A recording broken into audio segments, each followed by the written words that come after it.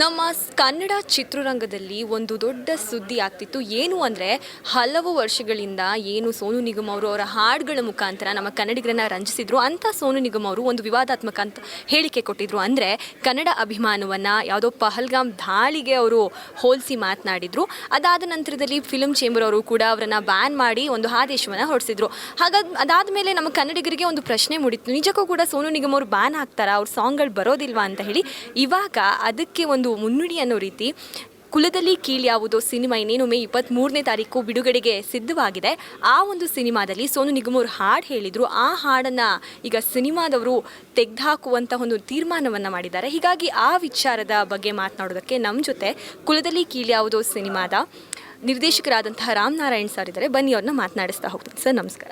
ನಮಸ್ತೆ ಸರ್, ಇದು ಮೊದಲಿಗೆ ಇದು ಸಣ್ಣ ಡಿಸಿಷನ್ ಅಲ್ಲ ಸರ್. ಯಾಕಂದರೆ ಸೋನು ನಿಗಮ್ ಅವ್ರ ಹಾಡು ಅಂದರೆ ಕರ್ನಾಟಕದಲ್ಲಿ ಒಂದು ದೊಡ್ಡ ಫ್ಯಾನ್. ಇವಾಗೇನೋ ಅವ್ರು ಕಂಡ್ರೆ ಆಗಲ್ಲ, ಬಿಕಾಸ್ ಅವ್ರು ಅಂತ ಹೇಳಿಕೆ ಕೊಟ್ಟಿದ್ದಾರೆ. ಬಟ್ ಇದಕ್ಕೂ ಮುಂಚೆ ಸೋನು ನಿಗಮ್ ಹಾಡು ಅಂದರೆ ಅದಕ್ಕೆ ಆದಂತಹ ಒಂದು ಕ್ರೇಜ್ ಇದೆ. ಆಮೇಲೆ ಅವ್ರಿಗೆ ದೊಡ್ಡ ಫ್ಯಾನ್ ಬೇಸೇ ಇದೆ. ಬಟ್ ಆ್ಯಂಡ್ ಅವ್ರ ಕೈಲಿ ಹಾಡಿಸೋದು ಅಷ್ಟು ಸುಲಭ ಅಲ್ಲ. ಅಂಥ ದೊಡ್ಡ ಕೆಲಸ ಈಗ ಮಾಡಿದ್ರಿ. ಈಗ ಅದನ್ನು ತೆಗ್ದಾಕೋದು ಅನ್ನೋದು ಚಿಕ್ಕ ತೀರ್ಮಾನ ಅಲ್ಲ. ಇದನ್ನು ನೀವು ಯಾಕೆ ತೊಗೊಂಡ್ರಿ ಸರ್? ಹೇಗೆ ನೀವು ಇವಾಗ ಇದನ್ನು ಹ್ಯಾಂಡಲ್ ಮಾಡ್ತಿದ್ದೀರಾ ಅಂತ? ಅಲ್ಲ, ಈ ತೀರ್ಮಾನ ಯಾಕೆ ತೊಗೊಂಡ್ರಿ ಅಂದರೆ ಅದು ಕಣ್ಣು ಮುಂದೆ ಕಾಣಿಸ್ತಾ ಇದೆ. ಇವಾಗ ಕನ್ನಡಿಗರಿಗೆ ಅವಮಾನ ಮಾಡಿದ್ದಾರೆ, ಕನ್ನಡಕ್ಕೆ ಅವಮಾನ ಮಾಡಿದ್ದಾರೆ, ಕನ್ನಡದ ಅನ್ನ ತಿಂದು ಕನ್ನಡ ತಟ್ಟೆಯಲ್ಲೇ ಉಗಿದಿದ್ದಾರೆ. ಅಂಥ ವ್ಯಕ್ತಿಗೆ ನಾವು ಗೌರವ ಕೊಡಬೇಕಾ? ಅಂಥ ವ್ಯಕ್ತಿಗೆ ನಾವು ತಿಳಿದೇನೋ ಮುಂಚೆ ನಡೆದ್ವಿ. 3 ತಿಂಗಳ ಹಿಂದೆ ಅವ್ರ ಕೈಯಲ್ಲಿ ಹಾಡಿಸಿದ್ವಿ. ಈಗ ಗೊತ್ತಾದ ಮೇಲೆ ಅದನ್ನು ನಾವು ನಮ್ಮ ಮಡ್ಲಲ್ಲಿ ಇಟ್ಕೋಬೇಕಾ? ಸೊ ಯಾವುದೇ ಕಾರಣಕ್ಕೂ ಇದನ್ನು ಸಹಿಸ್ಕೊಳ್ಳೋಕ್ಕಾಗಲ್ಲ. ಸೊ ಖಂಡಿತ ನಾವು ಚೇಂಬರ್ ಏನು ಬ್ಯಾನ್ ಮಾಡಿದ್ದಾರೆ ಅವ್ರನ್ನ, ಅದೇ ರೀತಿ ನಮ್ಮ ಸಿನಿಮಾದಿಂದ ಕೂಡ ನಾವು ಅವರು ಹಾಡಿರೋ ಹಾಡನ್ನ ತೆಗೆದು ನಮ್ಮ ಕನ್ನಡಿಗರ ಕೈಯಲ್ಲೇ ಹಾಡಿಸ್ತಾ ಇದ್ದೀವಿ. ಚೇತನ್ ಸಾಸ್ಕ ಅವರೇ ಆ ಹಾಡನ್ನ ಹಾಡಿದ್ದಾರೆ ಕೂಡ. ಈಗ ಸೋನು ನಿಗಮ್ ಅವರು ಈ ಹಾಡು ಹಾಡಿದ್ದಾರೆ. ಮನೋಮೂರ್ತಿ ಸರ್ ಇದಕ್ಕೆ ಮ್ಯೂಸಿಕ್ ಡೈರೆಕ್ಟರ್, ಅವರೇ ಸೆಲೆಕ್ಟ್ ಮಾಡಿರ್ತಾರೆ ಅನ್ಸುತ್ತೆ ಸೋನು ನಿಗಮ್ ಅವ್ರನ್ನ. ಅವ್ರ ರಿಯಾಕ್ಷನ್ ಏನಿತ್ತು ಸರ್ ಈ ಸಾಂಗನ್ನು ತೆಗಿತೀವಿ ಅಂತ? ಒಂದು ಹಾಡು ಸಿನಿಮಾದಲ್ಲಿ ಅದು ಹುಟ್ಟುತ್ತೆ ಅನ್ನೋವಾಗ ಅದಕ್ಕೆ ಭಾಳ ಚರ್ಚೆಗಳಾಗ್ತವೆ. ಇದನ್ನು ಕಂಪೋಸಿಂಗ್ ಹೇಗೆ ಮಾಡಬೇಕು, ಅದನ್ನು ಯಾರು ಹಾಡಬೇಕು, ಯಾರು ಬರೀಬೇಕು ಅನ್ನೋದೆಲ್ಲ. ಇದು ಯೋಗರಾಜ್ ಭಟ್ರದೇ ಕತೆ ಆಗಿದ್ದರಿಂದ ಅವರೇ ಈ ಹಾಡನ್ನ ಬರೆದ್ರು. ಆಮೇಲೆ ಮನೋಮೂರ್ತಿಯವರ ಕಂಪೋಸಿಷನ್ನು, ಇವ್ರು 3 ಜನ ಅಂದರೆ ಸೋನು ನಿಗಮ್ ಕೂಡ ಇವ್ರು 3 ಜನದ್ದು ಒಂದು ಹಿಟ್ ಕಾಂಬಿನೇಷನ್ನು. ಸೊ ಹಾಗಾಗಿ ನಮಗೂ ಇಷ್ಟ ಇತ್ತು, ಓಕೆ, ಜನಕ್ಕೂ ಇಷ್ಟ. ಅದು ಈ ಕಾಂಬಿನೇಷನಲ್ಲಿ ಬಂದು ಹಾಡುಗಳು ತುಂಬ ದಿನಗಳಾಗಿದ್ದವು. ಸೊ ನಮ್ಮ ಚಿತ್ರದಿಂದ ಅದೊಂದು ರಿಪೀಟ್ ಆಗುತ್ತೆ, ಆಗಲಿ ಒಳ್ಳೆಯದೇ ಅಂತ ಹೇಳ ನಾವು ಆಸೆ ಪಟ್ವಿ. ಆ ಹಾಡನ್ನ ನಾವು 1.5 ತಿಂಗಳಿಂದ ಬಿಡುಗಡೆ ಮಾಡಿದಾಗ ತುಂಬ ಒಳ್ಳೆ ಪ್ರಶಂಸೆ ಬಂತು. ತುಂಬ ಚೆನ್ನಾಗಿದೆ, ಒಳ್ಳೆ ಹಾಡು. ಸೋನು ನಿಗಮ್ ಭಾಳ ದಿವಸ ಆಯ್ತು ಈ ಥರ ಹಾಡನ್ನ ಹಾಡಿ ಕೇಳಿ ಅಂತ. ಸೊ ನಮಗೂ ನಾವು ಅಂದ್ಕೊಂಡಿದ್ದು ರೀಚ್ ಆದ್ವಲ್ಲ ಅಂತ ಖುಷಿನೂ ಇತ್ತು.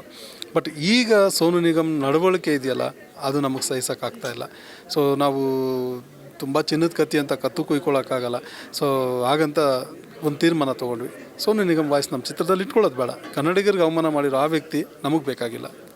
ಸರ್, ಈ ಹಾಡು ಹಾಡಿಸ್ಬೇಕಾದ್ರೆ ಯಾವಾಗಾದರೂ ಸೋನು ನಿಗಮ್ ಅವ್ರನ್ನ ಭೇಟಿಯಾಗಿದ್ರೆ ಹೇಗಿತ್ತು ಸರ್ ಅವ್ರ ನಡವಳಿಕೆ? ಅಂದರೆ ಕನ್ನಡಿಗರ ಜೊತೆ ಚೆನ್ನಾಗಿ ಮಾತನಾಡ್ತಿದ್ರಾ, ಅಥವಾ ಅವಾಗಲೂ ಸ್ವಲ್ಪ ಏನಾದರೂ ದುರಹಂಕಾರ ಅಂತ ಇವಾಗ ಏನು ತೋರಿಸ್ತಿದ್ದಾರೆ ಅದನ್ನು ತೋರಿಸ್ತಿದ್ರಾ ಅಂತ? ಇಲ್ಲ, ಅವರೇ ಹೇಳ್ಕೊಂಬಿಟ್ಟಿದ್ದಾರಲ್ಲ ದುರಹಂಕಾರದ ವ್ಯಕ್ತಿ ನಾನು ಅಂತ. ಸೊ ಅವ್ರಿಗೆ ದುರಹಂಕಾರ ಇದೆ, ಅದು ಹುಟ್ಟುತ್ತಾ ಬಂದಿರೋ ಗುಣ ಅನಿಸುತ್ತೆ ಅದು ಅವ್ರಿಗೆ. ಅದು ಮೋಸ್ಟ್ಲಿ ಅದು ಸುಟ್ಟರು ಹೋಗಲ್ಲ.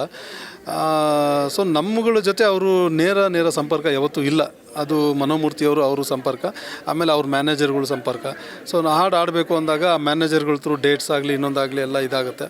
ಸೊ ಆ ರೀತಿ 1.5 ತಿಂಗಳು ವೆಯ್ಟ್ ಮಾಡಿಸಿದ್ರು, ಬಂದು ಹಾಡು ಕೊಟ್ಟರು ಅಷ್ಟೇ. ಅಲ್ಲೇನು ತುಂಬಾ ನಮಗೂ ಅವ್ರಿಗೇನು ಅಂತ ಡೈರೆಕ್ಟ್ ಕಾಂಟ್ಯಾಕ್ಟ್ಸ್ ಇಲ್ಲ. ಬಟ್ ಹಾಡು ಕೊಟ್ಟರು, ನಮ್ಮ ಟೈಮ್ಗೆ ಹಾಡು ಕೊಟ್ಟರು. ಸರ್, ಈ ತೀರ್ಮಾನ ನೀವು ಯಾವಾಗ ಮಾಡಿದ್ದು? ಅಂದರೆ ಅವರು ಹೇಳಿಕೆ ಕೊಟ್ಟಿದ ತಕ್ಷಣವೇ ನೀವು ಈ ಒಂದು ತೀರ್ಮಾನ ನಿಮ್ಮ ತಲೆಗೆ ಬಂದಿತ್ತಾ, ಅಥವಾ ಇವಾಗ ಬ್ಯಾನ್ ಮಾಡಬೇಕು ಅಂತ ಹೇಳಿದ್ರಲ್ಲ, ಸೊ ಅವ್ರು ಹೇಳಿದ್ದಾರೆ ಅದಕ್ಕೋಸ್ಕರ ಮಾಡಿದ್ರೆ, ಅಥವಾ ನಿಮ್ಮ ತಲೆಗೆ ಮೊದಲೇ ಬಂದಿತ್ತಾ ಅವ್ರನ್ನ ಬ್ಯಾನ್ ಮಾಡಬೇಕು? ಇಲ್ಲ, ಇದು ನಾವು ಅವತ್ತೇನು ಒಂದು ಸ್ಟೇಟ್ಮೆಂಟಲ್ಲಿ ಕೊಟ್ಟರು, ಅದು ವೈರಲ್ ಆಯಿತು ನ್ಯೂಸು. ಅವತ್ತು ನಾವು ನೋಡಿದಾಗ ನಮಗೆ ಆಶ್ಚರ್ಯ ಆಗೋಯ್ತು. ಇವನ ಇಂಥ ಸ್ಟೇಟ್ಮೆಂಟ, ಇವನ ಸಾಂಗ್ ನಮ್ಮ ಸಿನಿಮಾದಲ್ಲಿ ಐತಲ್ಲ ಕರ್ಮವೇ ಅಂತ. ಅವತ್ತು ತುಂಬ ಬೇಜಾರಾಗೋಯ್ತು. ಸಡನ್ನಾಗಿ ಟೀಮ್ ಜೊತೆ ಡಿಸ್ಕಸ್ ಮಾಡಿದ್ವಿ, ಸರ್ ಏನು ಮಾಡೋದು, ಇವ್ನ ಸಾಂಗ್ ಇಟ್ಕೊಂಡ್ಬಿಟ್ಟಿದ್ವಿ, ಇಂಥ ನನ್ನ ಮಗನ ಸಾಂಗ್ ನಮಗೆ ಅವಶ್ಯಕತೆನಾ ಅಂತ.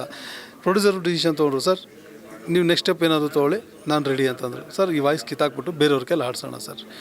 ಓಕೆ ಸರ್, ಆಯಿತು, ಲಾಸ್ ಆಗುತ್ತೆ ಆದರೂ ಪರವಾಗಿಲ್ಲ ಸರ್, ಹಾಡ್ಸೋಣ ಅಂತ.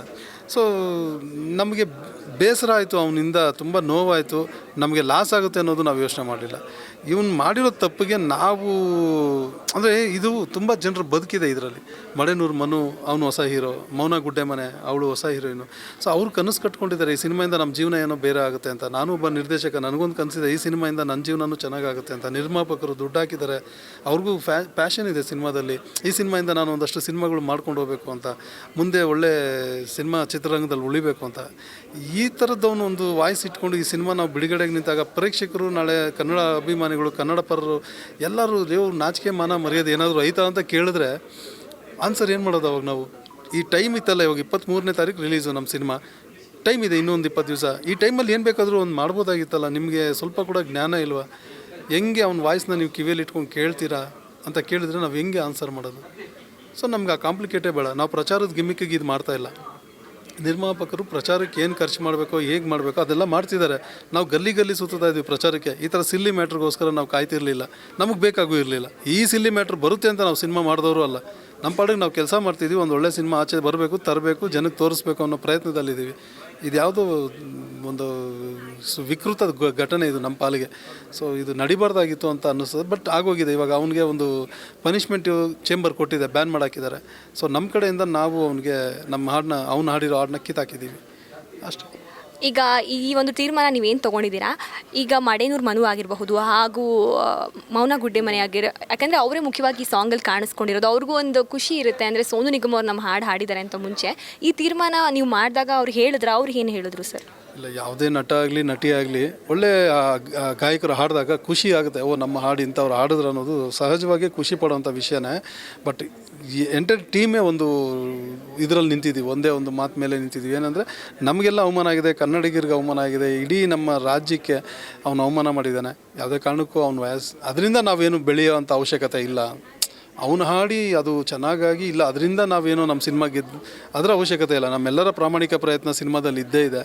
ಅವನು ಒಂದು ಧ್ವನಿಯಿಂದ ಸಿನಿಮಾ ಗೆಲ್ಲೋದಿಲ್ಲ. ಎಲ್ಲರ ಧ್ವನಿ, ಎಲ್ಲರ ಕೆಲಸ, ಎಲ್ಲರ ಶ್ರಮ ಸೇರಿದ್ರೆ ಹಾಡು ಸಿನಿಮಾ ಎಲ್ಲ ಗೆಲ್ಲೋದು. ಸೊ ಪರವಾಗಿಲ್ಲ, ಸೋನು ನಿಗಮ್ ಇಲ್ಲ ಅಂದರೂ ನಮ್ಮ ಸಿನಿಮಾಗೆ ಏನು ತೊಂದರೆ ಇಲ್ಲ. ಈಗಾಗಲೇ ಸಾಂಗ್ ರಿಲೀಸ್ ಆಗಿದೆ, ಒಳ್ಳೆ ವ್ಯೂಸನ್ನು ಕೂಡ ಪಡ್ಕೊಂಡಿದೆ. ಅಂದರೆ ಹೇಗೆ ಡಿಲೀಟ್ ಮಾಡಿಬಿಟ್ಟು ಈಗ ಹಾಡಿರೋರ್ದು ಹಾಡಿಸ್ತೀರಾ ಅಥವಾ ಹೇಗೆ ಸರ್? ಇಲ್ಲ, ಈಗ ಅದು ಸದ್ಯಕ್ಕೆ ಪ್ರೈವೇಟ್ ಲಿಂಕ್ ಮಾಡಿದ್ದಾರೆ, ಅದು ಯಾರ ಕಣ್ಣಿಗೂ ಬೀಳದ ಹಾಗೆ. ಸೊ ಇದು ಏನೋ ಒಂದು ಬೆಳವಣಿಗೆ ಹೇಗಾಗುತ್ತೆ ಅನ್ನೋ ಒಂದು ಕನ್ಫ್ಯೂಷನ್ ಆಡಿಯೋ ಕಂಪ್ನಿಯಲ್ಲಿತ್ತು. ಹಾಗಾಗಿ ಅವರು ವೈಟಿಂಗಲ್ಲಿದ್ದಾರೆ. ಈಗ ಸದ್ಯದಲ್ಲೇ ಅದು ಡಿಲೀಟ್ ಮಾಡಿ, ನಾನು ಇನ್ನೊಂದು ಹಾಡು ಇದನ್ನು ರೆಡಿ ಮಾಡ್ತಾ ಇದ್ದೀನಿ, ವಿಡಿಯೋ ಅದನ್ನು ರೆಡಿ ಮಾಡಿ ಚೇತನ್ ಸೋಸ್ಕ ಹಾಡಿರೋದನ್ನು ಬಿಡಬೇಕು. ಅದು ಬಿಡ್ತಿದ್ದಂಗೆ ಅದು ಡಿಲೀಟ್ ಆಗ್ತಾ ಇರುತ್ತೆ. ಈಗ ಮುಂಬರುವ ದಿನಗಳಲ್ಲಿ ಏನಾದರೂ ಸೋನು ನಿಗಮ್ ಅವರು ಒಂದು ವಿಡಿಯೋ ಮುಖಾಂತರ ಈಗಾಗಲೇ ಸಾರಿ ಕೇಳಿದ್ದಾರೆ, ಮತ್ತೆ ಒಂದು ಪ್ರೆಸ್ ಮೀಟ್ ಥರ ಮಾಡಿನೋ ಏನೋ ನನ್ನ ತಪ್ಪಾಯಿತು ಕ್ಷಮಿಸಿ ಅಂತ ಏನಾದರೂ ಜೆನ್ಯೂನ್ ಆಗಿ ಕೇಳಿಕೊಂಡ್ರೆ ಮತ್ತೆ ಸಾಂಗನ್ನು ಹಾಕುವಂಥ ಸಾಧ್ಯತೆ ಇದೆಯಾ? ಅಲ್ಲ, ಪದೇ ಪದೇ ಇದು ನಡೀತಾನೆ ಇದೆ ಅವ್ರ ಕಡೆಯಿಂದ. ನಮಗೆ ಗೊತ್ತಿರೋ ಹಾಗೆ ಅವ್ರ ಬಗ್ಗೆ ತುಂಬ ಆಳವಾಗಿ ನನಗೆ ವಿಷಯಗಳು ಗೊತ್ತಿಲ್ಲದೆ ಇರ್ಬೋದು. ಆದರೆ ಮೇಲ್ನೋಟಕ್ಕೆ ನೋಡಿದಾಗ ತುಂಬ ಸರಿ ಅವರೇ ಇದರಲ್ಲಿ ಅವರು ಬ್ಯಾನ್ ಆಗಿದ್ದಾರೆ. 2-3 ಸರಿ ಬ್ಯಾನ್ ಮಾಡಿದ್ದಾರೆ ಅವ್ರಿಗೆ ಯಾವುದ್ಯಾವುದೋ ಕಾರಣಗಳಿಗೆ. ಇವಾಗ ನಮ್ಮ ಚೇಂಬರ್ ಅವರು ಬ್ಯಾನ್ ಮಾಡಿದ್ದಾರೆ. ಇಂಥ ವ್ಯಕ್ತಿ ಪದೇ ಪದೇ ತಪ್ಪು ಮಾಡ್ತಾನೆ ಇರ್ತಾನೆ. ಇದು ತಿದ್ದುಕೊಳ್ಳೋ ವಯಸ್ಸು ಅಲ್ಲ, ಮನಸ್ಥಿತಿನೂ ಅವ್ರಿಗಿಲ್ಲ. ಸೊ ಅವರೆಲ್ಲ ಕಂಫರ್ಟ್ ಝೋನಲ್ಲಿ ಬದುಕ್ತಿದ್ದಾರೆ. ಅವ್ರಿಗೆ ಈ ತಪ್ಪಿನ ಗ್ರಹಿಕೆ ಇಲ್ಲ. ಅವ್ರಿಗೆ ಅದ್ರ ಅವಶ್ಯಕತೆ ತಿಳ್ಕೊಂಡು ಬದಲಾಗಬೇಕು ಅನ್ನೋದಿಲ್ಲ. ಕನ್ನಡದ ಜನತೆ ಇಲ್ಲ ಅಂದರೆ ಏನು, ನನಗೇನು ಪ್ರಪಂಚದಲ್ಲಿ ಬೇರೆ ಎಲ್ಲೂ ಜಾಗನೇ ಇಲ್ವಾ ಅನ್ನೋ ಒಂದು ಮನಸ್ಥಿತಿ ಇರ್ಬೋದು ಮೋಸ್ಟ್ಲಿ. ಸೊ ಅಂಥವ್ರ ಬಗ್ಗೆ ನಾವು ತುಂಬ ತಲೆ ಕೆಡಿಸ್ಕೊಳ್ಳೋದು ಬೇಡ ಅಂತ ಅನಿಸುತ್ತೆ. ಒಂದು ಸಿನಿಮಾ ತಯಾರು ಮಾಡೋದಂದ್ರೆ ಅದು ಸುಲಭದ ಮಾತಲ್ಲ. ಈಗಾಗಲೇ ಎಲ್ಲ ತಯಾರಿಯನ್ನು ಕೂಡ ಮಾಡ್ಕೊಂಡಿದ್ರೆ, ಇದರ ನಡುವೆ ಈ ಥರದ್ದು ಒಂದು ಬೇರೆ ಘಟನೆ ಆಗಿದೆ. ಇದರ ಎಲ್ಲ ಹೊರತಾಗಿ ಕುಲದಲ್ಲಿ ಕೀಳು ಯಾವುದೋ ಸಿನಿಮಾ ಇನ್ನೇನು ಬಿಡುಗಡೆಗೆ ಸಜ್ಜಾಗಿದೆ. ಎಷ್ಟು ಎಕ್ಸೈಟ್ ಆಗಿದ್ದೀರಾ? ನಮ್ಮ ವೀಕ್ಷಕರಿಗೆ ಏನು ಹೇಳ್ತೀರಾ ಸರ್ ಆ ಸಿನಿಮಾದ ಬಗ್ಗೆ? ತುಂಬ ಒಳ್ಳೆ ಸಿನಿಮಾ ಮಾಡಿದ್ದೀವಿ. ಇದು ಪ್ರತಿಯೊಬ್ಬರು ಬಂದು ನೋಡಲೇಬೇಕು, ನೋಡ್ತಾರೆ ಅನ್ನೋ ನಂಬಿಕೆ ಇದೆ, ನೋಡ್ತಾರೆ ಕೂಡ. ಸೊ ಪ್ರೇಕ್ಷಕರು ಇದೇ ತಿಂಗಳು 23ನೇ ತಾರೀಕು ಕನ್ನಡದ ಈ ಕುಲದಲ್ಲಿ ಕೀಳು ಯಾವುದೋ ಸಿನಿಮಾ ಬಂದು ನೋಡಿ, ನಿಮಗೆ ಗೊತ್ತಾಗುತ್ತೆ. ಈ ಸಿನಿಮಾದಲ್ಲಿ ನಾವು ಸೋನು ನಿಗಮ್ ಬಳಸಿದ್ವಿ, ಇನ್ನೊಬ್ಬರನ್ನ ಬಳಸಿದ್ವಿ, ಅದೆಲ್ಲ ಪಕ್ಕಕ್ಕಿಡಿ, ಅವ್ರನ್ನೆಲ್ಲ ಕಿತ್ತು ಬಿಸಾಕಿದ್ವಿ ನಾವು. ಸೊ ಇದೇ ತಿಂಗಳು 23ನೇ ತಾರೀಕು ನಮ್ಮ ಸಿನಿಮಾ ತೆರೆಗೆ ಬರ್ತಾ ಇದೆ, ಕನ್ನಡದ ಕುಲದಲ್ಲಿ ಕೀಳು ಯಾವುದೋ ಸಿನಿಮಾ. ಸೊ ಇದರಲ್ಲಿ ಸೋನು ನಿಗಮ್ ಹಾಡನ್ನ ನಾವು ಈಗಾಗಲೇ ಕಿತ್ತಾಕಿದ್ದೀವಿ. ಸೊ ಆ ಜಾಗಕ್ಕೆ ನಮ್ಮದೇ ಗಾಯಕರಾದಂಥ ಕನ್ನಡಿಗರು ಚೇತನ್ ಸೋಸ್ಕ ಅವ್ರ ಕೈಯಲ್ಲಿ ಹಾಡಿಸಿದ್ದೀವಿ. ಸೊ ತುಂಬ ಅದ್ಭುತವಾಗಿ ಹಾಡಿದ್ದಾರೆ ಕೂಡ. ಸೊ ನೀವೆಲ್ಲರೂ ಥಿಯೇಟ್ರಿಗೆ ಬಂದು ಈ ಸಿನಿಮಾ ನೋಡಿ. ನಿಮ್ಮ ಸಿನಿಮಾ, ನಿಮ್ಮ ಕನ್ನಡದ ಸಿನಿಮಾ, ಕನ್ನಡ ಅಭಿಮಾನಿಗಳ ಸಿನಿಮಾ. ನಾವು ನಿಮಗೋಸ್ಕರ ಈ ಸಿನಿಮಾ ಮಾಡಿದ್ದೀವಿ. ದಯವಿಟ್ಟು ತೆರೆಗೆ ಚಿತ್ರಮಂದಿರಕ್ಕೆ ಬನ್ನಿ, ಸಿನಿಮಾ ನೋಡಿ. ಇದಾಗಿತ್ತು ಕುಲದಲ್ಲಿ ಕೀಳು ಯಾವುದೋ ನಿರ್ದೇಶಕರಾದಂತಹ ರಾಮ್ ನಾರಾಯಣ್ ಮಾತು. ಮತ್ತಷ್ಟು ಅಪ್ಡೇಟ್ಸ್ಗಾಗಿ ನೋಡ್ತಾ ಇರಿ ಪ್ರಜಾಧ್ವನಿ ಟಿವಿ.